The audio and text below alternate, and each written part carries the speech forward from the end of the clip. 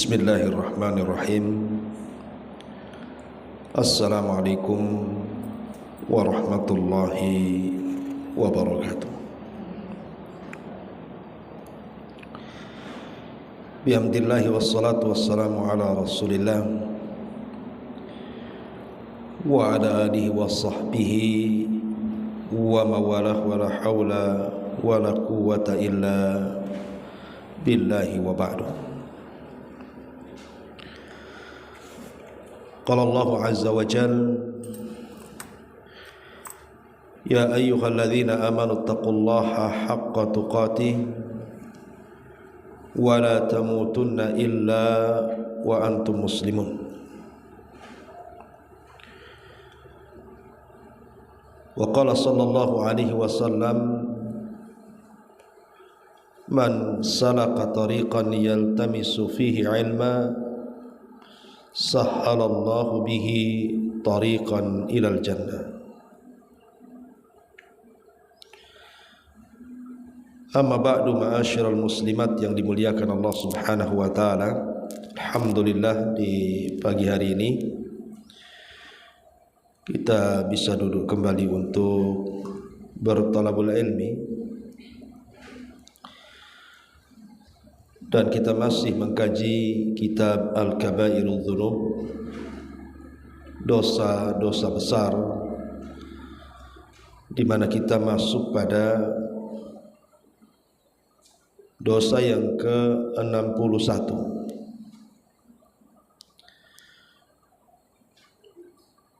mengacungkan benda tajam kepada saudaranya sesama muslim.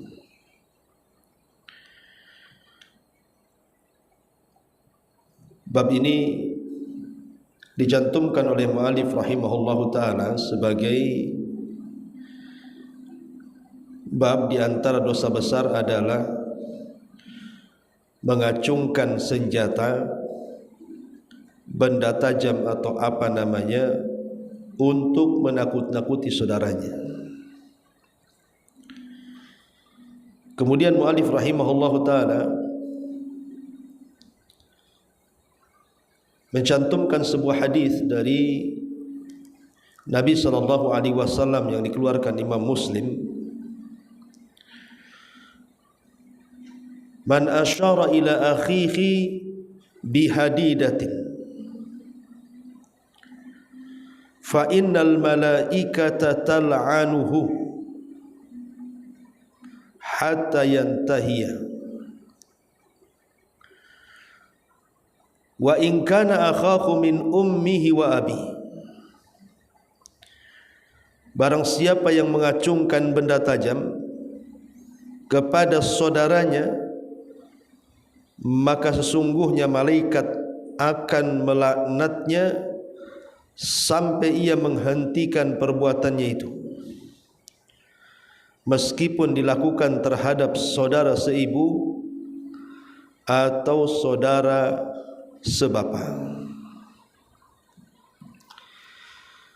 Lihat di sini, Nabi sallallahu alaihi wasallam mengajarkan kepada kita tentang keindahan Islam.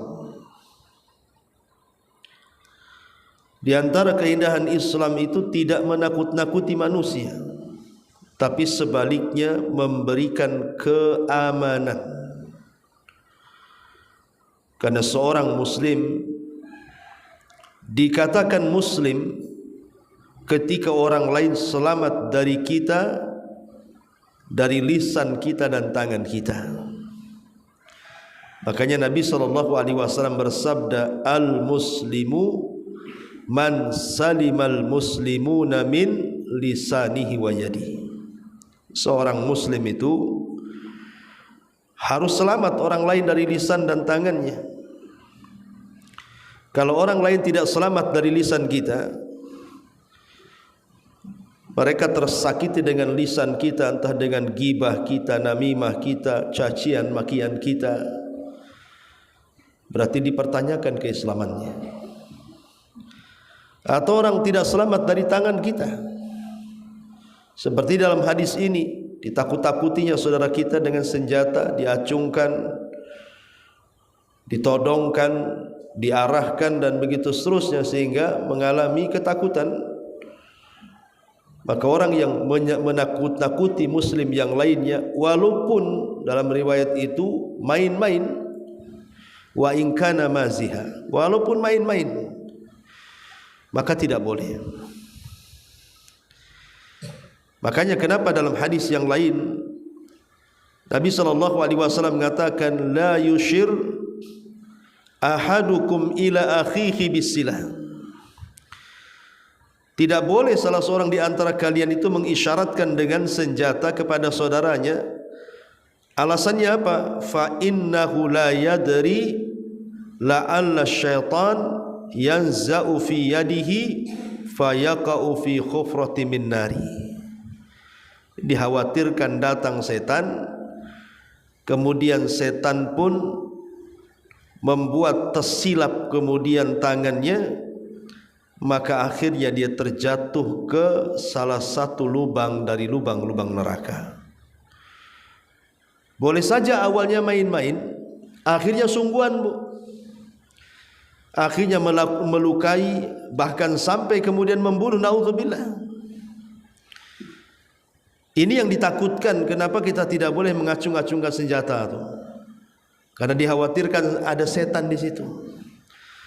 Makanya Bu, kalau ada anak-anak pegang pisau gitu ya, cepat ambil, Bu. Apalagi anak-anak kecil yang tidak tahu apa-apa kan, cepat ambil, nanti nusuk kawannya pula kan itu. Karena namanya setan itu nggak pandang bulu, siapa saja akan digoda dia. Mau anak-anak, mau orang dewasa, sama aja gitu ya. Dari sini kita tahu alasan kenapa Nabi SAW melarang tidak boleh mengarahkan senjata ke saudaranya, karena di sana ada setan. Dikhawatirkan setan itu kemudian menggoda dia, akhirnya dari menakut-nakuti jadi sungguhan namanya.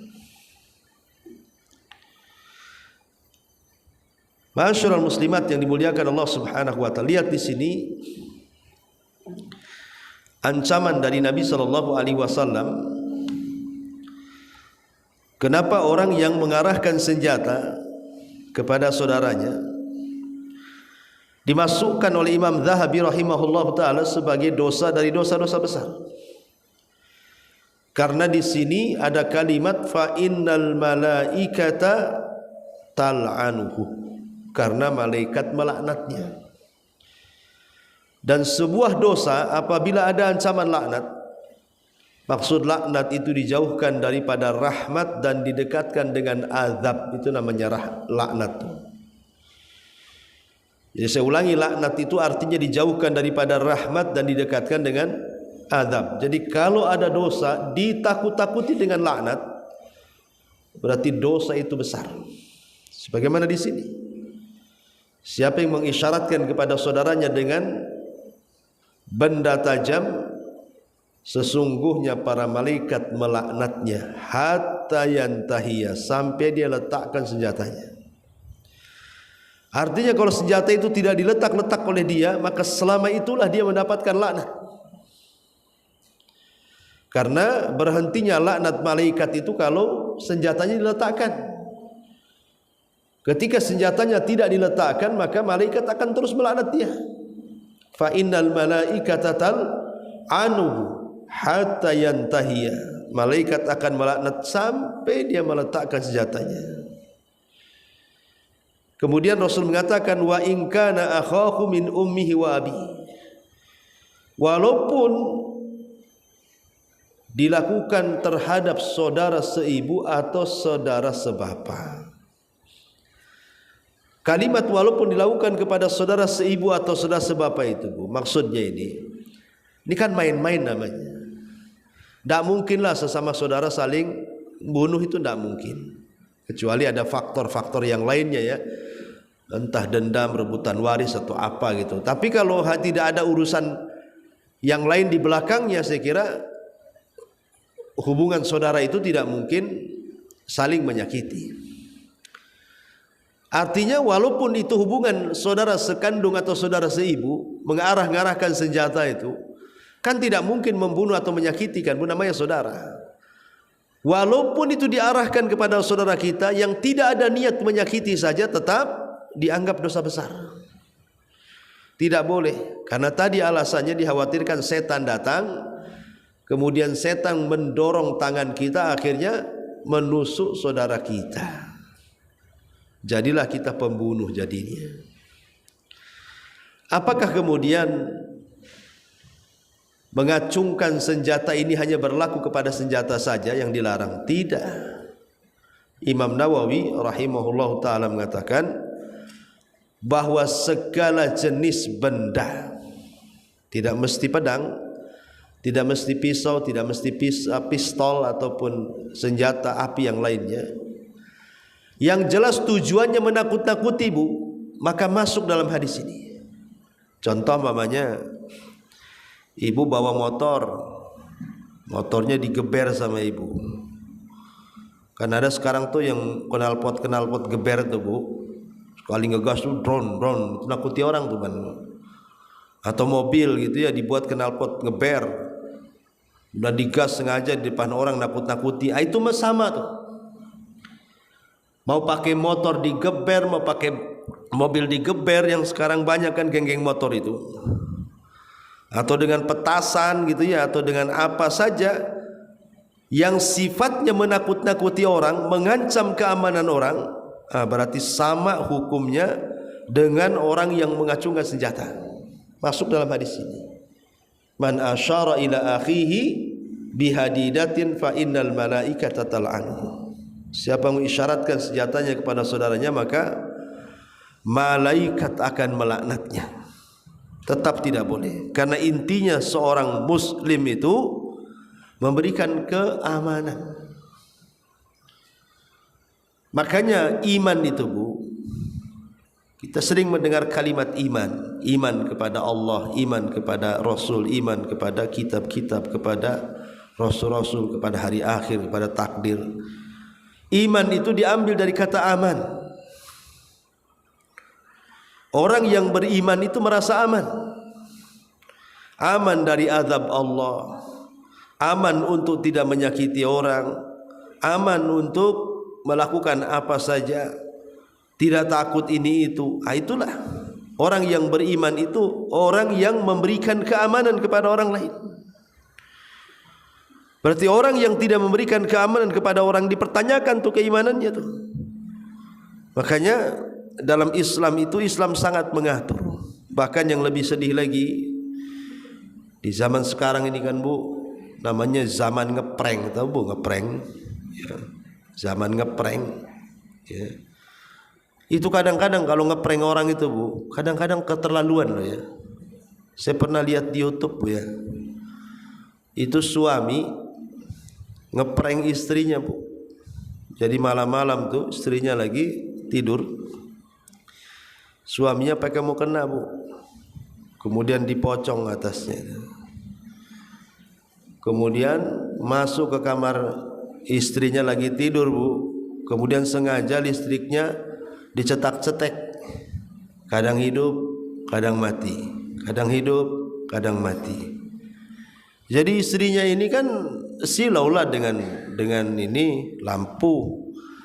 Ketika dia terbangun, Bu, pas pula digelapkan, suaminya lagi pakai mukena, sengaja dibuat pocong-pocongan, Bu. Itu istrinya histeris menjerit, Bu, lari sak lari-larinya. Itu pintu itu kan masih dikunci, Bu, didobraknya kunci, pintunya ditabrak sama dia. Sampai ampun-ampun, Bu. Pas dicetek rupanya ngeprank, rupanya kepalanya udah benjol semua, Bu. Nabrak pintu ya.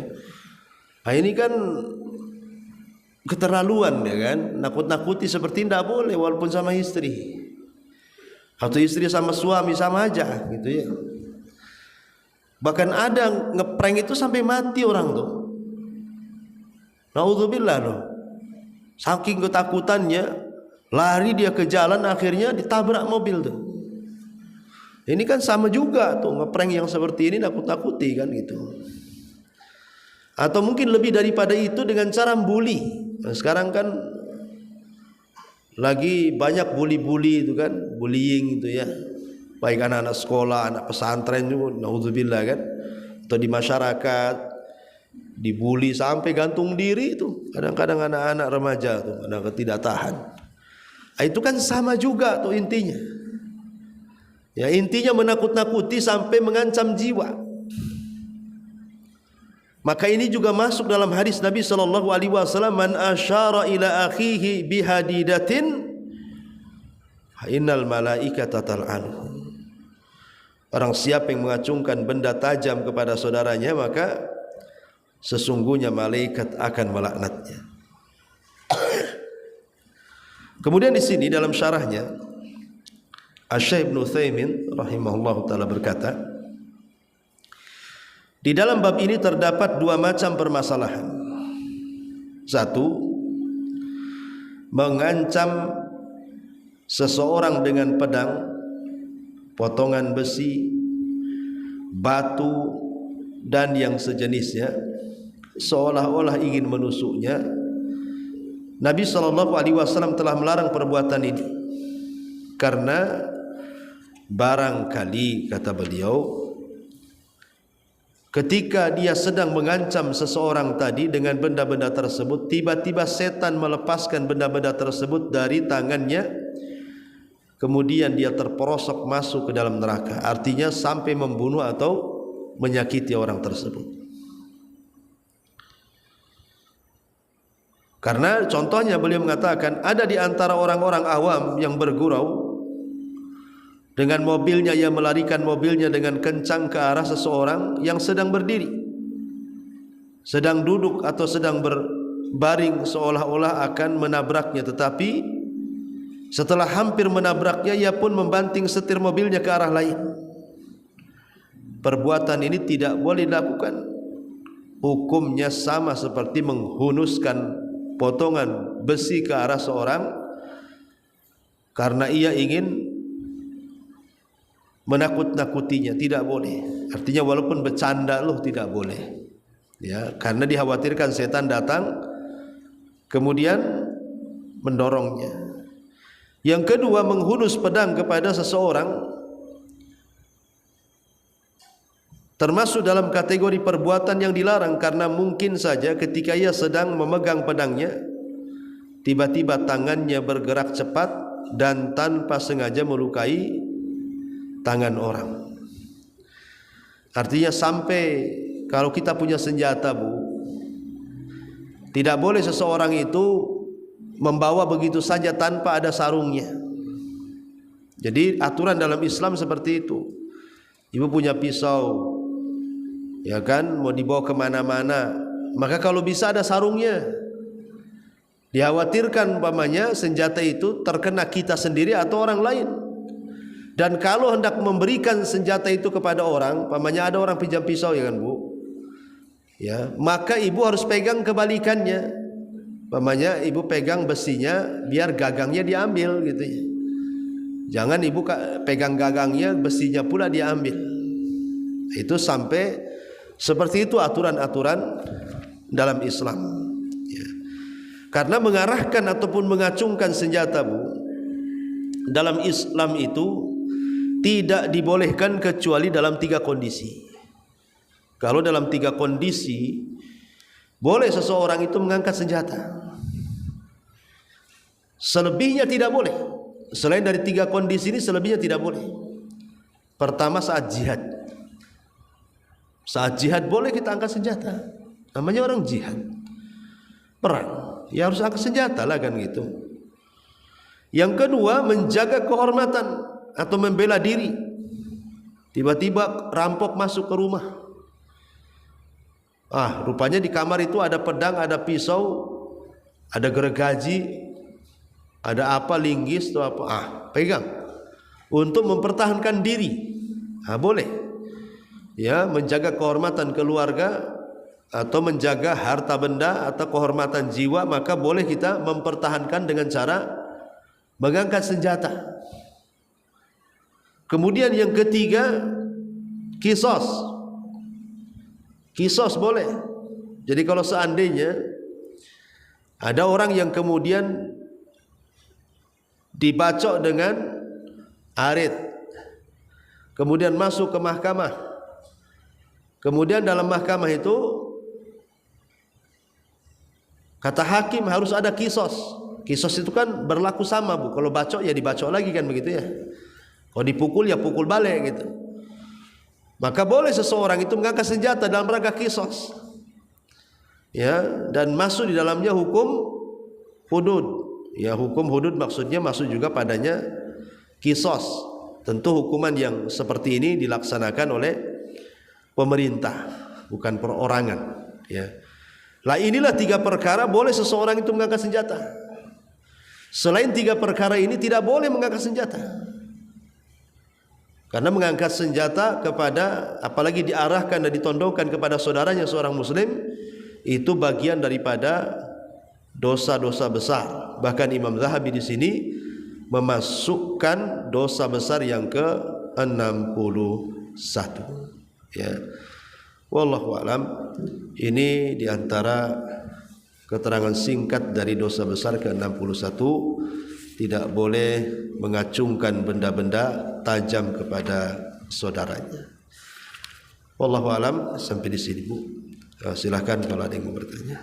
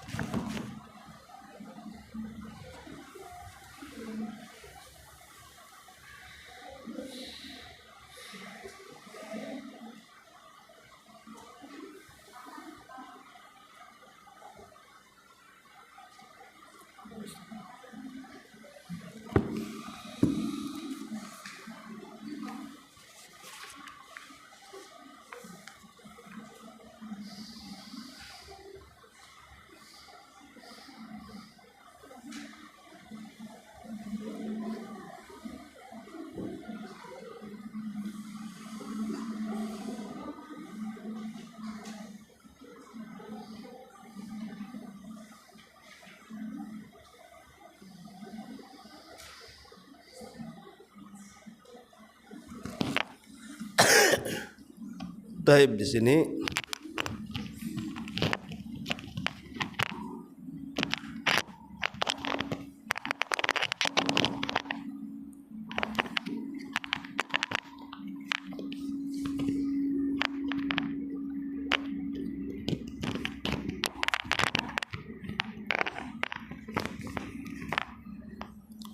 ada soalan. Assalamualaikum Ustaz. Waalaikumsalam. Afwan, mungkin pertanyaan ini sering ditanyakan.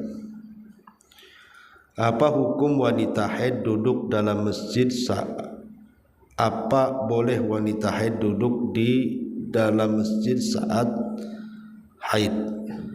Ya.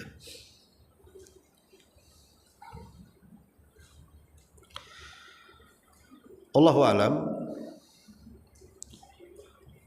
Menurut beberapa ulama seperti Syekh bin Baz rahimahullahu taala, beliau mengatakan bahwa wanita haid ini tidak boleh duduk di masjid. Berdasarkan hadis Nabi sallallahu alaihi wasallam, "Inni la uhillul masjida li haidin wala junub." Aku tidak halalkan wanita haid itu tinggal di masjid, begitu juga orang junub. Adapun bagi orang yang junub, illa abiris sabil, dibolehkan kalau hanya melintas saja. Jadi dari hadis ini sebagian ulama, salah satunya Syekh bin Baz rahimahullah ta'ala, beliau ulama yang keras, tidak membolehkan wanita haid itu tinggal di masjid, kecuali kalau hanya sekedar lewat saja. Maksudnya lewat itu mungkin mengambil sesuatu di masjid, mungkin ada barang yang ketinggalan gitu ya, Adapun duduk-duduk yang lama, kata Syekh bin Baz, itu sebaiknya tidak dilakukan. Itu menurut pendapat dari Syekh bin Baz rahimahullahu taala yang saya ketahui gitu ya. Adapun ada juga pendapat yang kemudian membolehkan tentang wanita haid itu tinggal di masjid. Alasannya karena di zaman Nabi SAW ada orang kafir namanya Thumamah ibn Asal, itu pernah diikat di tiang masjid. Secara otomatis namanya orang kafir tidak mungkin mandi junub. Tapi kenapa Nabi SAW mengikat Thumamah ibn Asal ini di masjid?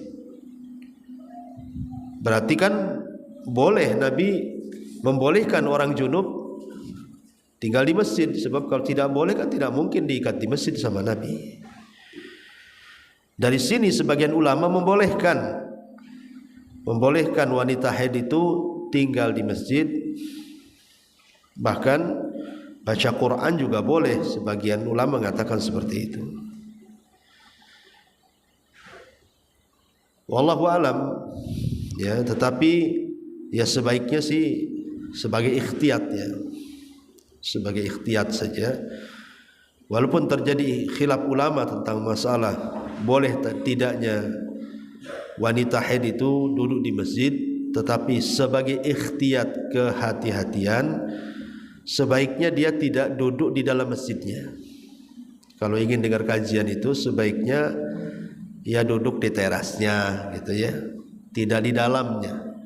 Kayak di sini kan ada teras nih, di belakang sana ya, itu mungkin lebih hati-hati gitu ya, karena di sini ada khilaf ulama. Wallahu a'lam. Taib, kemudian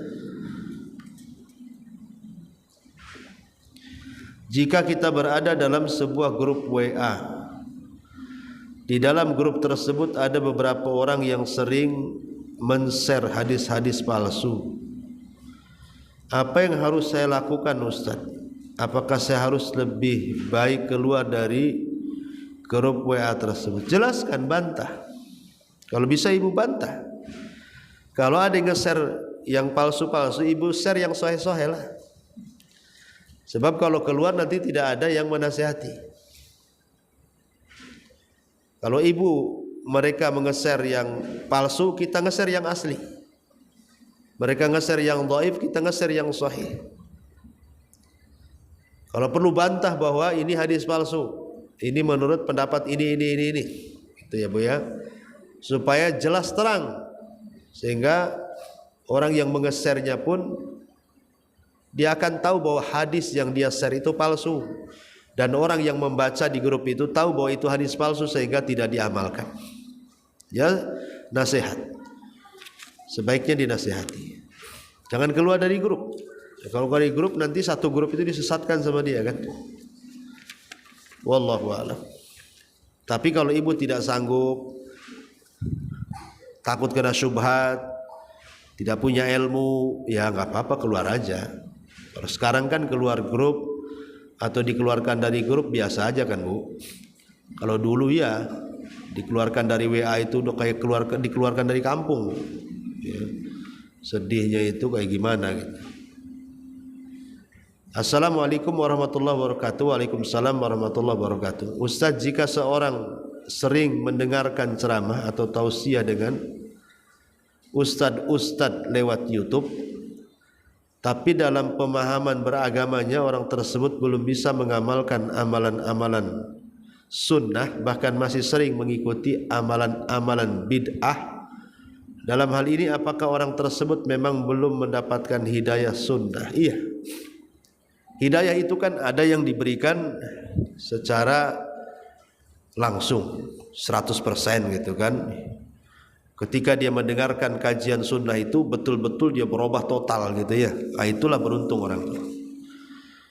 Pokoknya yang tadinya berzina jadi tobat dari zina, yang tadinya judi tobat dari judi, yang tadinya narkoba tobat dari narkoba. Yang tadinya tidak sholat, taubat jadi sholat. Dan begitu seterusnya, dia tinggalkan teman-teman yang jahat. Ada orang yang serentak gitu ya. Tapi ada orang yang dapat hidayah itu pelan-pelan gitu ya. Tapi sudah bagus. Ya, ibu ini kan sudah mulai mendengarkan kajian, sudah mulai paham. Wah, ini boleh, itu tak boleh, ini boleh, ini tak boleh. Tapi amalan-amalan yang sekiranya harus ditanggalkan itu belum bisa ditinggalkan. Maka itu sudah bagus, ibu sudah dapat hidayah tuh.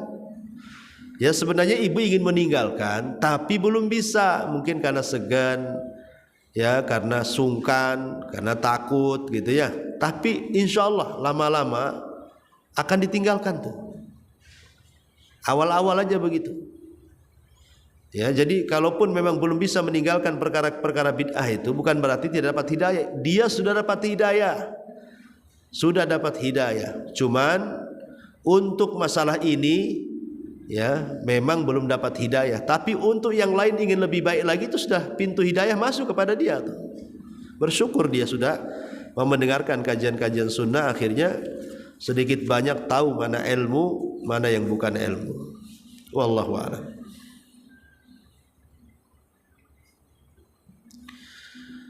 Bolehkah suami istri bernyanyi dengan tujuan menggombal-gombal atau canda-canda? Boleh. Ya. Nyanyi apa bu? Gak masalah, tapi jangan meniru nyanyian-nyanyian orang fasik. Ya.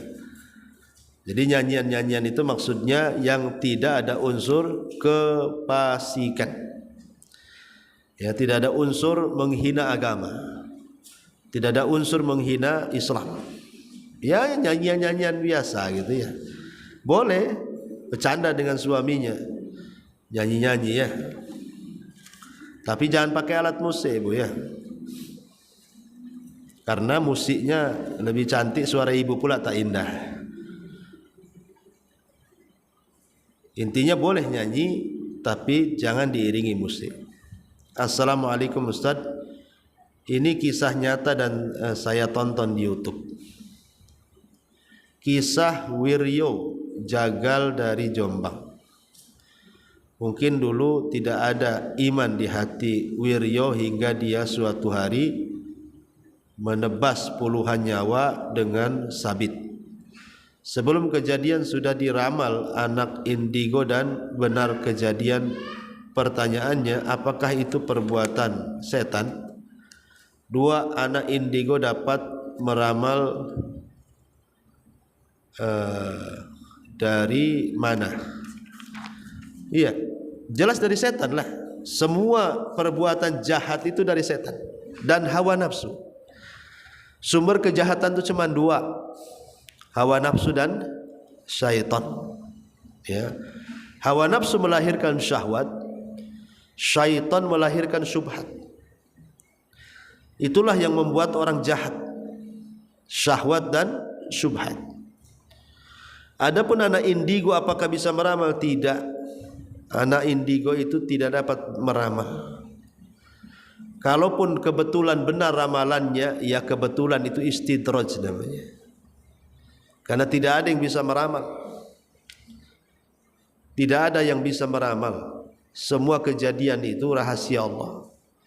Kalaupun benar satu dua saja, itu pun istidraj. Ya, jadi tidak benar. Anak indigo itu anak kerasukan jin. Anak indigo ini anak kesurupan, makanya diobati. Bukan anak ajaib, itu diruqyah tuh, banyak jinnya tuh. Ya anak indigo itu, jangan dibilang anak hebat, itu anak kesurupan tuh. Wallahu a'lam. Ya, saya kira cukup.